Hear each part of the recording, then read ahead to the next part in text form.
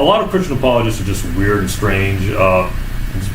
For example, David Wood and James White, they have some kind of weird debate fetish where they like debate Muslim college kids and you know and they people declare victory over they've won the class of civilizations. Yeah, exactly. Just one debate. And then they think that if they keep debating Christianity and Islam and they're winning in those debates, that automatically proves their religion over Islam and stuff like that. Yeah. And people like James White has bogus. He has a fake PhD and THD, and this has been a source of mockery of James White all over the internet.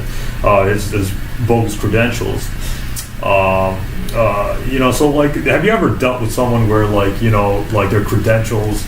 Have you ever been like elitist where you know you don't want to debate somebody because they have no credentials, or no? Have you ever done the Barterman approach? No. Well, that's the William Lane Craig is the one who claims that he won't debate someone who doesn't have a PhD. Although he does that, he's debated Eddie Tabash. He's debated people without PhDs before, but no, I don't have that limitation. I do.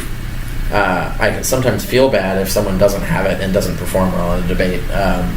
I win those debates, but you know, I feel bad for them. It's like, you know, you probably it's not fair. Yeah, it's not really it's not the best representation of the position they were defending, right? So I would rather have the best representation rather than the worst. But I don't organize debates myself. So if someone else organizes a debate, as long as my opponent, as far as I know, is going to be at least 90% honest and not defend reprehensible values or something, I'll probably do that debate. I'm not going to set some sort of like credential requirement. Oh, okay. And other people like James White has also criticized me for using your work when he's that's funny. Of being inconsistent because he said that if I use your same methodology on the Quran and Islam, that's it, you know. Yeah, I would just respond to them by saying like, oh, well then you agree with Richard Carrier's methodology, so you must agree with his conclusions, right?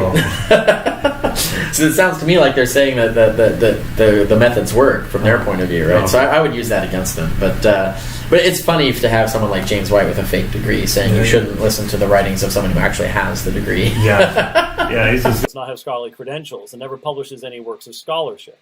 My aversion to him is simply rooted in the fact that he does not seem to be a nice guy. I have no problem with him being a committed Christian believer, but when someone is that offensive, I tend to take offense.